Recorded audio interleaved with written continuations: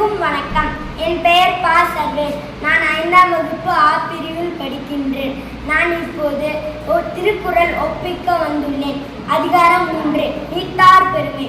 குறள் 1, ஒழுக்கத்தின் ஈத்தார் பெருமை விழுப்பத்தை வேண்டும் பணிகள் துணிவு. பொருள்: ஒழுக்கத்தால் உயர்ந்தவர்களின் பெருமையே சிறந்தது. குறள் 2, துறந்தார் பெருமை துணைக்கூறின் வையத்து இறந்தாரை எண்ணிக்கொண்டற்று. பொருள்: உலக இன்பங்களை துறந்தவர்களின் பெருமையை நான் போற்ற வேண்டும். ஆனால் உலகமோ இறந்தவர்களை மேலானவர்கள் என்று நினைக்கிறது. குறள் 3, இருமை வகை தெரிந்து ஈண்டரம் பூண்டார் பெருமை பெருங்கிற்றுலகு. பொருள்: நன்மை தீமை இரண்டின் வகை அறிந்தவர்களின் பெருமையை பேசுவதே நல்லது. குறள் 4, ஒரென்னும் தோட்டியான் ஓரென்னும் காப்பான் வரனென்னும் வைப்பிற்கோர் வித்தது. பொருள்: 5 பொறிகளையும் உள்ளத்தால் கட்டுப்படுத்தும் திறன் பெற்றவனே பற்றற்ற வாழ்க்கைக்கு ஆதாரத்துக்கு விதை. குறள் 5, ஐந்தவித்தான் ஆற்றல் அகல் விசும்பு உலார் கோமான் இந்திரனே சாலும் வெறி.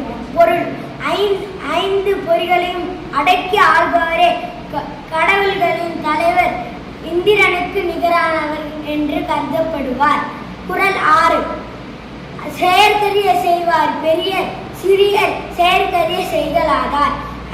பொருள்: அரிய செயல்களை செய்பவர்களே பெரியவர்கள், அரிய செயல்களை செய்ய முடியாதவர்கள் சிறியவர்கள்.